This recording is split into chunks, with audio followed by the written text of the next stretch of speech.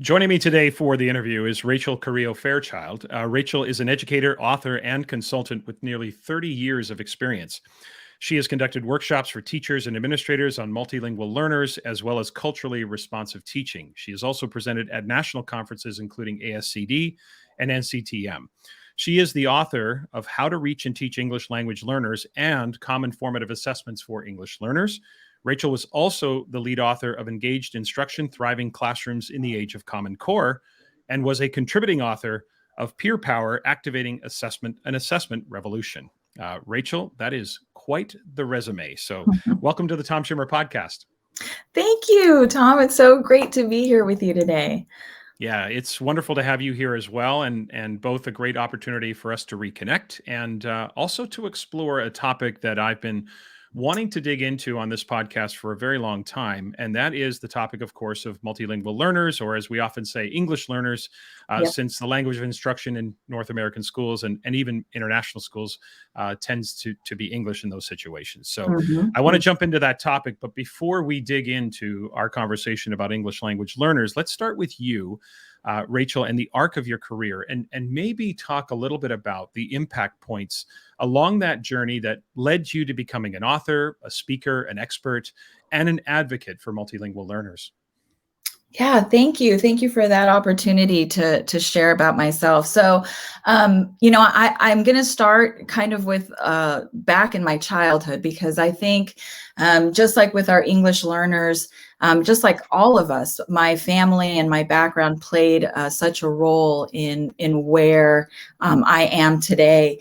So I was born and raised in Southern California. My parents, my mom is from a small rural village in Mexico.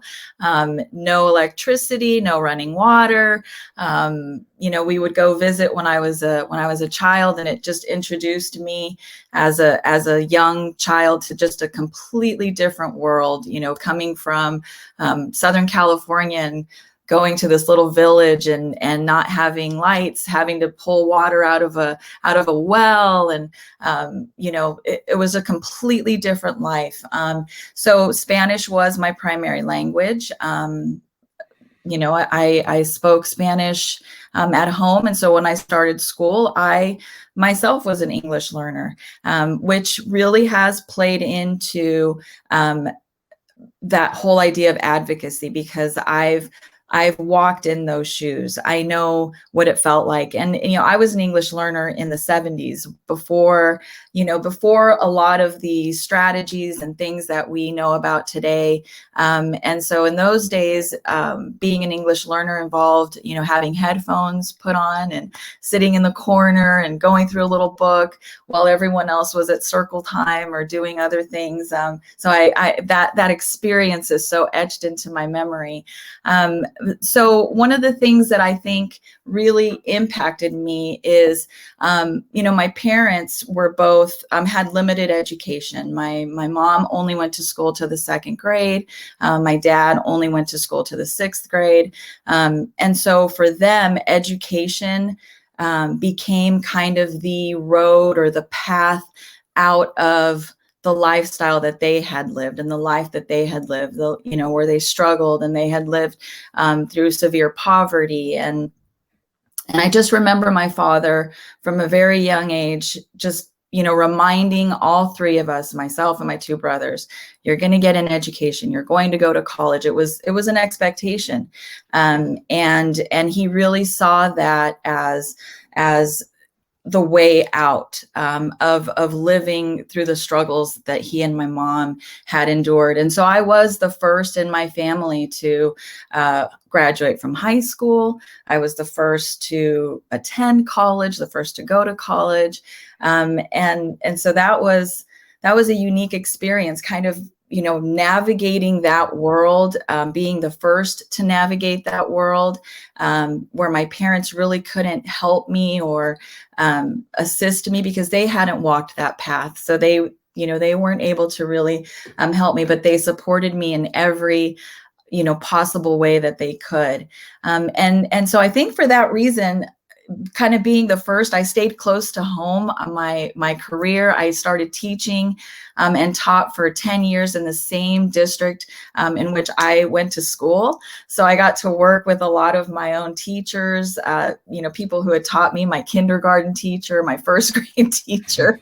And that was fantastic. And then I eventually went to the district office, and I spent 8 years at the district office as a teacher on special assignment.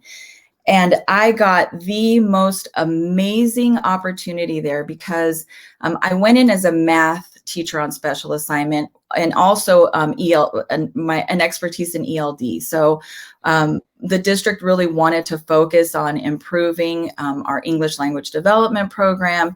And so they thought that I could, kind of wear two hats. It was a smaller, we call it smaller in Southern California district. So we didn't have a lot of support staff at the district office. So they cross-trained us. They had this idea to cross-train us, even though my area of expertise was math.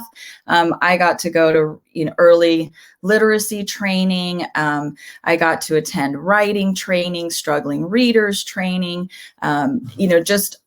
so we all got cross-trained, and that's when I was exposed to the work of Ken O'Connor with grading, and Mike Schmoker, and Doug Reeves, and Rebecca and Richard DeFore, and it just, it was such an amazing opportunity. I just think of that time period in my career as really kind of, introducing me to research and to assessment and to grading, and really starting for me to ask questions like, how are we assessing our English learners? Are we assessing our English learners, other than just that annual assessment that we have to do once a year that we're required to do? How do we know when our ELs change levels, and are we responding to that? And then I had the great, amazing fortune of going to work for Dr. Douglas Reeves at the Leadership and Learning Center. Left my district after 18 years and embarked on this amazing journey that I've been on for the past 12 years. And he really encouraged me to write and to publish, and I did. I never imagined that I would write a book, but I wrote my first one. And then, once I wrote the first one, it was kind of focused on strategies. I started thinking, wait a minute, as teachers, how can we know what strategies to identify or to use if we don't know where our students are in the first place? So don't we have to figure out what the student needs are first, so then that we can be responsive and choose strategies that will work for that student? And so that's what got me thinking about assessment in English learners. And that's where my second book, Common Formative Assessments, I embarked on writing that one because that just seemed like such an area of need. So that's kind of where I started and where I am now. That is quite, as I said earlier, that is quite the resume, and an incredible story of success, going from being an English learner yourself to sitting in the corner with headphones. And I just can't imagine what that looked like in the 1970s when, again, we didn't know as much as we do now, right. All the way to now. We sit here in 2021, and you are a published author, an expert, a recognized leader in the area of support for ELs. So an amazing story.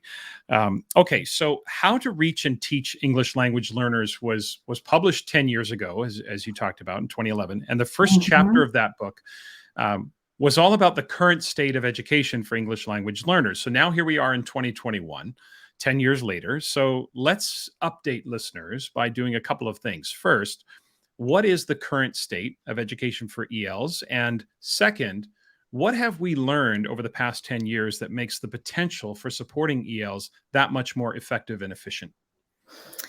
So just like where we were in 2011, it's been a growing population, right? So we were right around 3 million ELs at that time. We are just about at 5 million English learners nationwide at this point.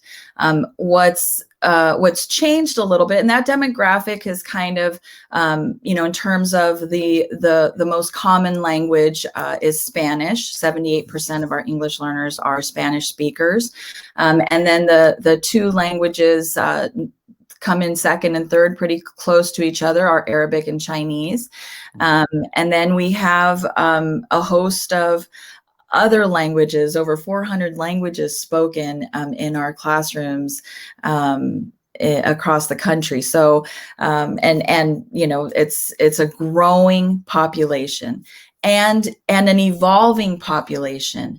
And I think that what we've learned, I try not to be cynical.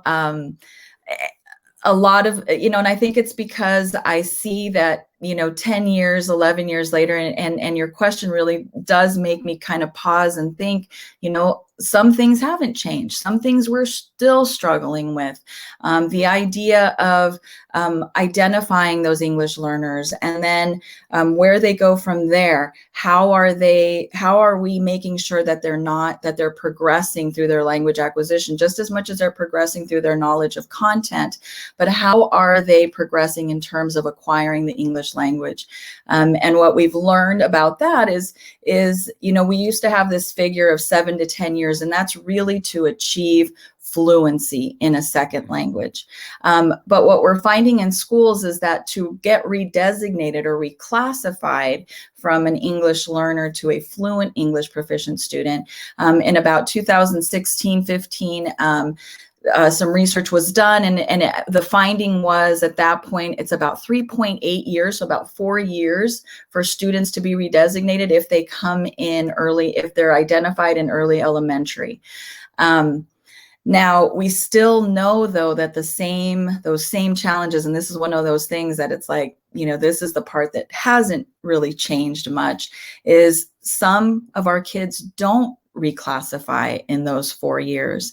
And now they're 6, 7, 8 years into being identified as an English learner. They're in middle school, they're well into high school, have gone through year after year of being told you're not proficient, you're not proficient, you're not proficient. And we end up losing some of those kids who, along the way, decide that maybe their investment hasn't really paid off for them, and they haven't ever developed that sense of efficacy, and so we end up losing them. So that's one of those challenges that I think we still have to face. But at the same time, we've learned a lot. I think we do a much better job of making sure that, just on the SEL front, right, making sure that we are providing students with that, a space to honor who they are, where they come from, what they bring, and how they enrich our classrooms. I think that that's something that I feel we do a much better job of now. And so we're learning and we're growing, but still room to grow, and still some areas where our English learners really do need us to step up and, challenge ourselves and do a little bit better. Yeah. Can you clarify for me something? When you say the original sort of 7 to 10 years, or now the 3.8 years, roughly Yes. 4 years, we're talking about academic fluency, are we not? We're not talking about just conversational fluency. We're talking about being able to, those low frequency, high complex words, that's about 4 years for students to develop. Is that a fair distinction to make? Yes. So we have, so about 4 years for students to be reclassified.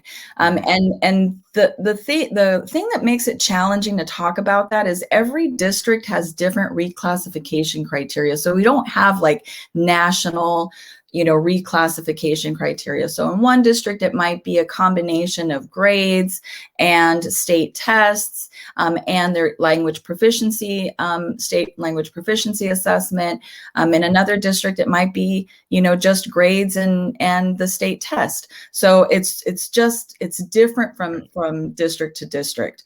But what we're talking about there is, yes, within 4 years, students in those earlier, if they come in those earlier grades, kindergarten identified, as an English learner in kindergarten, first grade, they usually will reclassify the majority of them in those 3.84 years.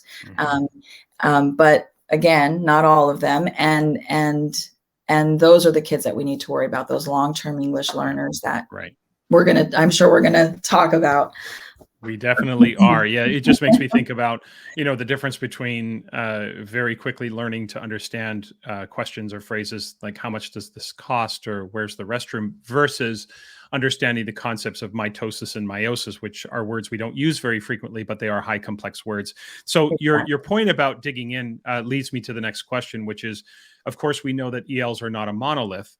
And often one of my points of frustration is they often get talked about as if they are this singular monolithic group. But I'd like to have you be a little bit specific with different sort of EL profiles. And let's start with those long-term ELs, those who are, again, as we mentioned, conversationally fluent. You could probably have a conversation with them. They've been in your school district for a very long time. English is not spoken at home.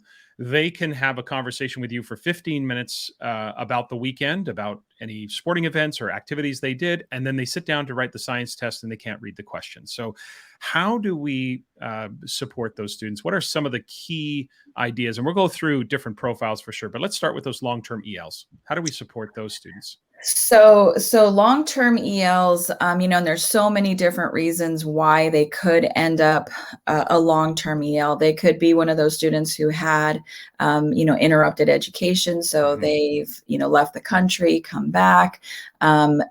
A lot of our long-term ELs are kiddos who are born and raised here in the US. Here, definitely that's been a phenomenon that we're seeing more and more and more. English learners born here. The challenge with that is they don't have a strength in either language. So providing materials for you in Spanish isn't going to help you because you can't read in Spanish, but then you also can't read in English. So you don't really have a dominant language. So with our long-term English learners, I think, coming back to assessment, I think assessment is crucial. It's critical. The one time a year is not going to cut it. So that student that you just described right there, that student who can talk to you about their weekend and has, what we call the BICS, the basic interpersonal communication skills, they've got that down.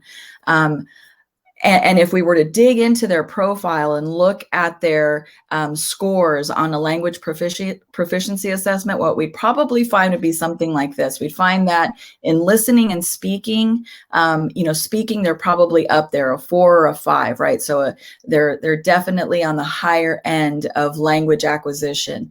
But when you would look at their reading and writing, we'd find that those are lower. Sometimes we could have kiddos that are, a 4 or a 5 in listening and speaking, but they're like a 1 or a 2 in reading or writing. So that's why you get this situation where they can talk to you and almost fool us into thinking that they're more proficient than they really are. When we dig into to those scores, we find that their reading and writing scores their reading comprehension just isn't there. And so that's where those struggles come in. So the very first thing we have to do is we have to get better at assessing them. We have to get better at finding out where they are, and not just once a year.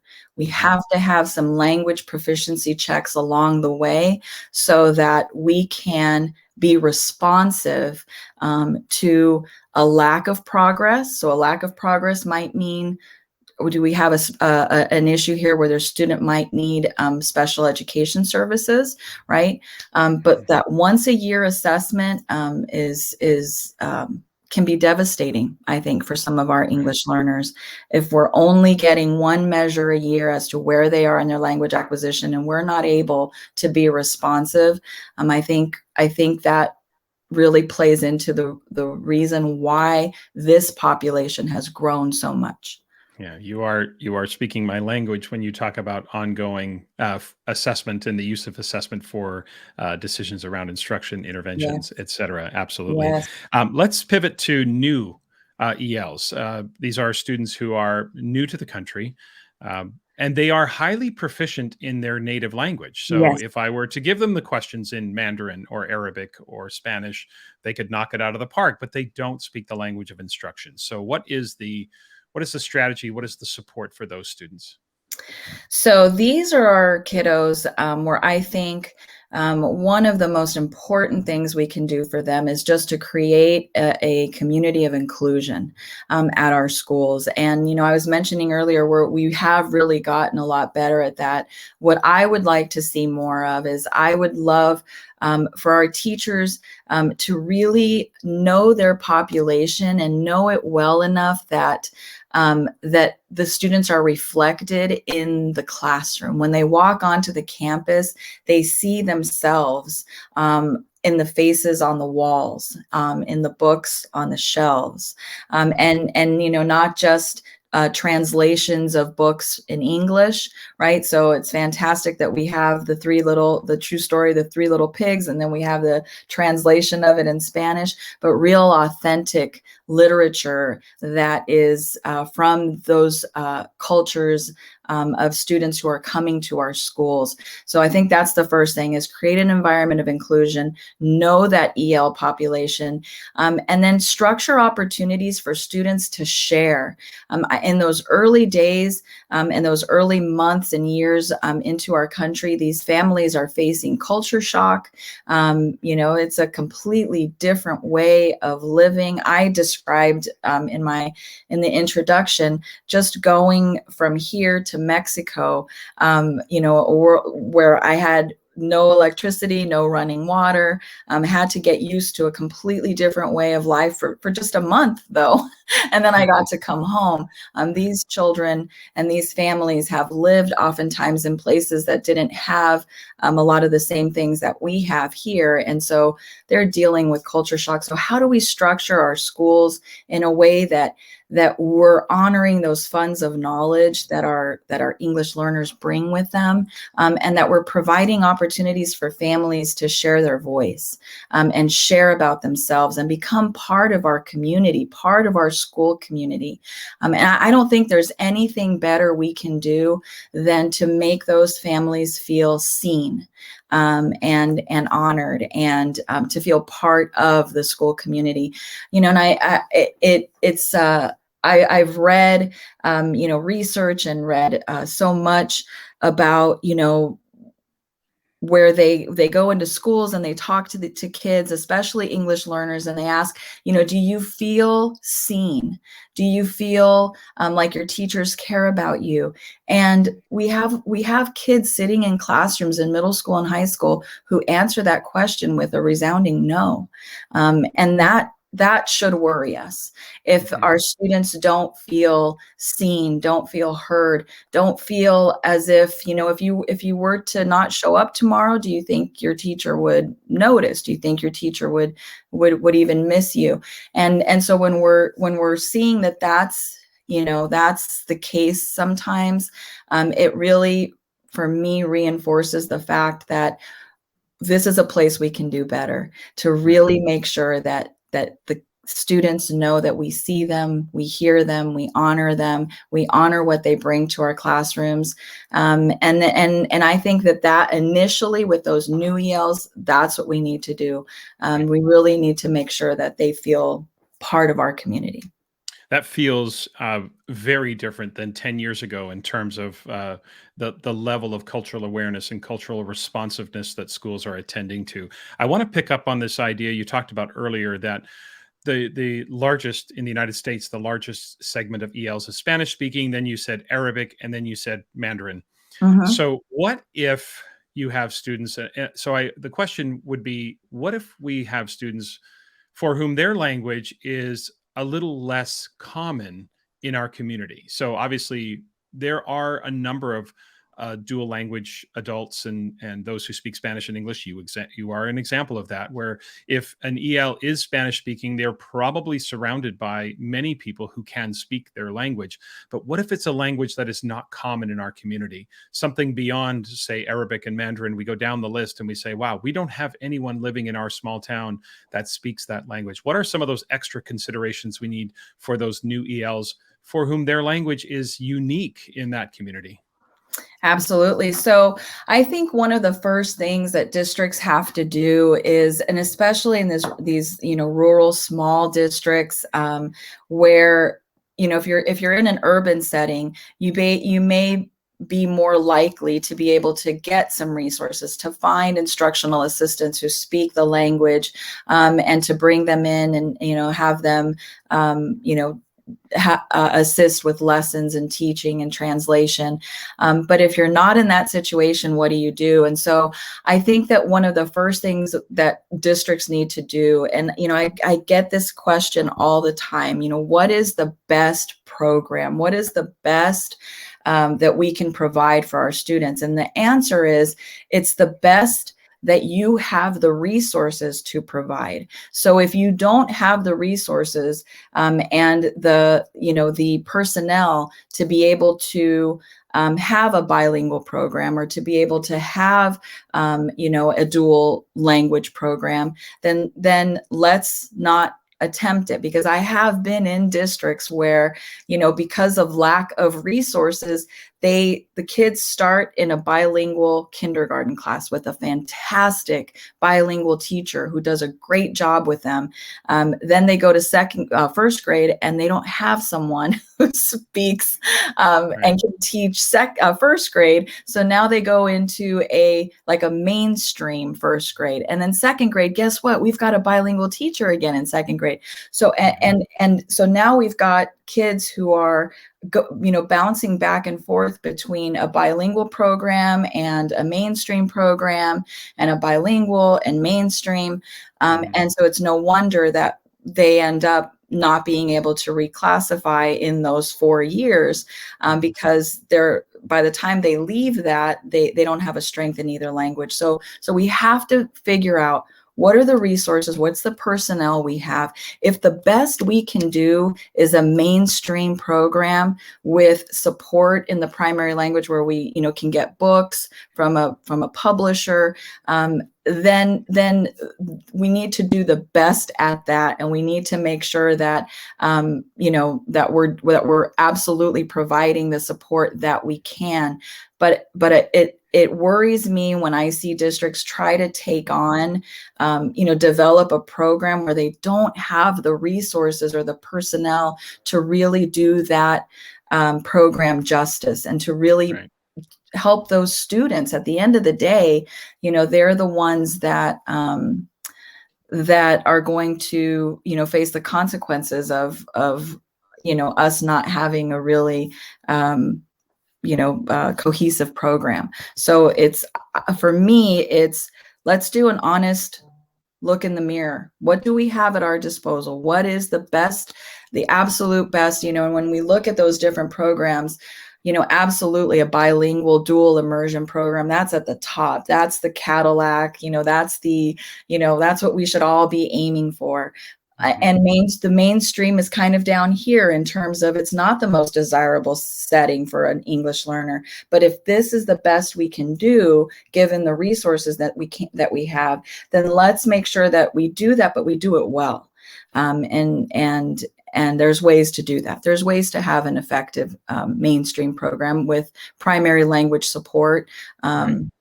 Because now we have technology, and we have, translation sources online, and videos in different languages. There's just so many more resources now that we could really, schools, even with limited resources and limited language resources, can still do a really good job with a mainstream program. Yeah. I feel like I know what your answer is going to be to this next one, but I'm going to ask you about special education, because we know that ELs are often overrepresented in special education. And so how do we ensure that we are not mistaking EL for, say, LD, that we're not talking about a learning disability, we're not blending those two, and we're not overrepresenting ELs in special education? How do we do that? Yeah. So I find that the pendulum swings on that one. Okay. It's either they're overrepresented, and we have way too many students that are being identified as special education when it's really a language issue.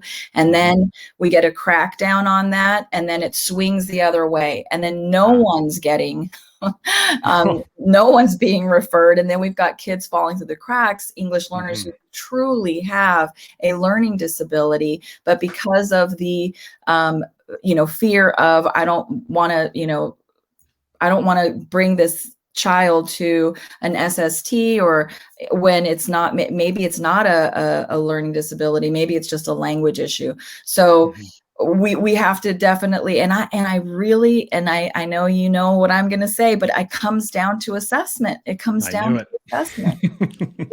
I knew it. Yep.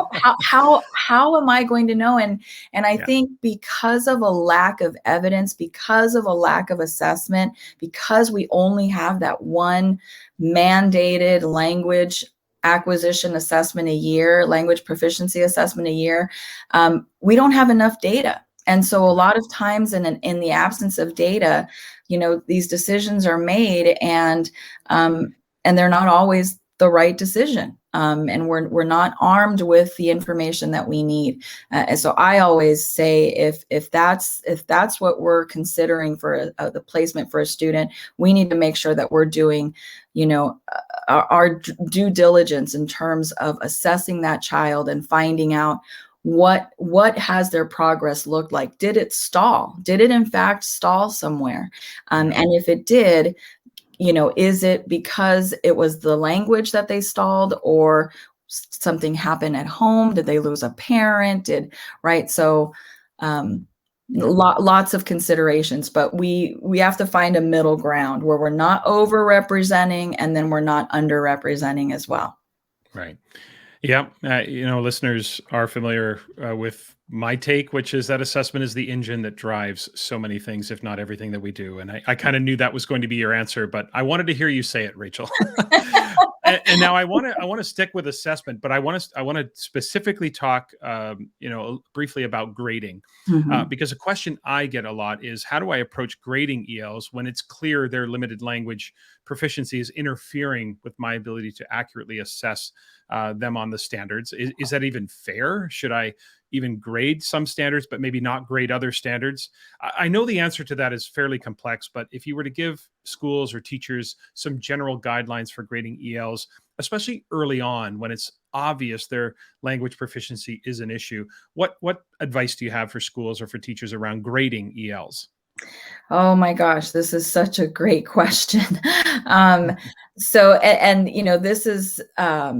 This is a big challenge out there. And I really believe with all my heart that what we should be doing is we should be, especially in those early grades, assessing grading our students based on their language acquisition level. And there's a couple of different ways to do that. I know in my own district, this was something that we had developed. We went to standards-based grading, jumped into the whole standards-based report card. And then this question came up. We've got students who are going, into middle school. And when you look at their report cards, it's F, F, F, D, C, F, F, all the way on up. And it's not because it literally was the language that's holding them back. And so they're not at standard yet. And the teachers would say they're making progress, but if that's the standard, and this is where they are, they're not there yet. So I can't really give them an A, just because they're making progress. So what we decided to do, and I think that this is, I've worked with districts on developing a system like this, where they either have a section on the report card where they identify, okay, in reading, this student is at a level 3. Based on level 3 WIDA standards, state language proficiency standards, this student is performing, at a 4, right? If 4 is on the high end of our report card, it's a standards-based report card. They're doing really well on reading level 3 standards, language proficiency standards. But then we also need a true picture of where they are on grade level. So then there's the part of the report card that has reading, writing, math, science, social studies. That's where we would put the true reflection of, on grade level standards. Now, this student might be performing at a 2 or a 3, but they are making progress on those language acquisition standards. As a parent, that's what I want to know. As a student, that's what I want to know, because I think about the disservice that we do to our English learners by just telling them over and over and over again, you're not there yet.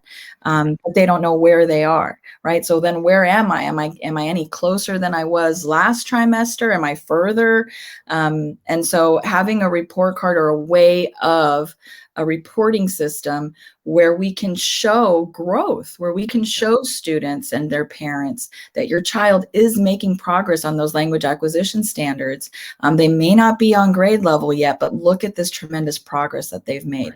Right. I think that, that's something that schools and districts can explore. And, I think it's an honest way of truly providing that feedback to our students and getting that in their hands. It really does speak to a comprehensive approach to reporting, which says, yes, we can report on achievement, but we should also be talking about growth, and maybe even talking about, my habits of learning, my work ethic, my stick-to-itiveness, the responsibility, those dispositional aspects. That gives us a complete picture of a learner. So as we finish up today, Rachel, I want to talk a little bit about the school or the district level from an organizational or a systems perspective. If there are directors or superintendents who are listening in right now, from your perspective, what are some of the essentials or the non-negotiables that schools and districts need to have in place in order to fully support our ELs and to maximize the efficiency and the effectiveness of their collective outcomes? What do districts and schools kind of need to have in place structurally or systemically? So I think, and this has been something that I've seen even in the last, past 5 years, where I've gone into schools and into districts where they don't have a solid English language development program. They don't have, students aren't being provided with a designated time of day where it's focused on the structures and patterns of the English language, where that's what we're going to be learning. It's without that, and I'll have districts tell me, oh, well, our teachers are doing English language development all day long. It's not always happening. And so when you sit in those classrooms, we can think that and hope that that's happening. But if we don't have a systemic way of implementing English language development district-wide, school-wide, we're really missing the boat on making sure that we're providing that opportunity for our English learners to be successful at learning the language and just the language itself. So I think that's one of the big pieces. I think an assessment system, I've mentioned it already. I think one of the big pieces where we're really missing the boat, and I believe this wholeheartedly. We don't assess English learners enough. We don't assess their language acquisition enough. I even have been working in some schools on having English learners breaking down those language acquisition levels into progressions, and having those English learners identify where they are on that progression and setting goals for themselves. If you're a 6th grader, sometimes we get these middle school kids who aren't allowed to pick an elective because they're forced to take, ELD, for example. Right. And they're like, what's ELD? And, we're having to break it to them. Well, you're an English learner, and, they don't even realize that they're English learners. And then it's like, well, what do I do? Like, am I not going to ever get to take an elective? And so how do we bring that ownership to those English learners through a robust assessment system, where teachers have clarity about what English learners need, the progression of the language and what they need to accomplish to get from one level to the other, and where students can see those progressions and use them to self-assess, peer assess, set goals, and really have that true ownership of their learning. I think that that's the other piece. If I think as schools and systems did a better job of assessing English learners, I think we could identify long-term English learners before they become long-term English learners. So prevent them from getting there in the first place, and having another label put on them. I feel like we're going to have you back to maybe a bonus episode to just talk about assessment, because you are speaking my language, and to spend time talking about assessing ELs. This has been it's just a fascinating conversation, Rachel, and your expertise is clear and obvious. I've got two questions left for you. They are the typical questions I use when I finish up the interviews. The first one is educationally speaking, and you could take this in any direction that you'd like. Educationally speaking, what keeps you up at night? I think one of the things that really does wear on me recently is just this idea of the pandemic has brought to light the inequities in our system. More than ever, we see them just right there. They just smacked us in the face when this pandemic started, and we realized that students of poverty, students like our English learners, special education students, the access, right? Just access to the basics that other students have, and that we kind of take for granted that all students have. It really does. I think it's a question that we're all, do we have the courage and the resolve to really face that one, and to really do what has to be done to fix that. I know the last 30 years I've been bombarded with this, started with with PLCs and, the belief that all students can learn. And I see it in every vision statement and, school, when you walk in, we believe all students can learn. It's not happening. It's not happening. And I think that the pandemic really brought that to light, that we have students who aren't having access, and what are we going to do about it? How are we going to face that challenge? I think that's when we all really should be paying attention to. I think if there's if there is a silver lining to find as a result of the pandemic, it has forced us to have conversations that were long overdue, and also forced us to look in the mirror and say, do we really follow through on what our mission statements say about these? Is all means all a cliche, or do we actually live that mission in our day-to-day lives, professionally, for sure? Last question for you, Rachel, is this question I've asked everyone I've interviewed so far in the podcast, and it is more of a general question about success and happiness. It's a theme I'm trying to run through the podcast and get everyone's perspective. So I'm interested from your perspective when you think about, so if a random person stopped you on the street and asked you, what's your definition of success? How would you answer them? I really believe that success is that determination to succeed, even when those around you may not believe that you can succeed. And the reason, one of the things, I was in college and went to one of my professors just to ask, advice. I really wanted to go to grad school, and I'll never forget. She looked, sitting at her desk, looked across at me and said, graduate school isn't for students like you. And that Wow. just, that was like one of those moments that if that's not deficit mindset in action, that was like the definition of it. And I just remember that sinking feeling of, why isn't it for students like me? What does she mean by that? Students like Right. me? And rather than allow those words to extinguish my desire to learn, it lit a fire in me. And so I think I've subscribed to the growth mindset even before I knew that there was a label or such a term.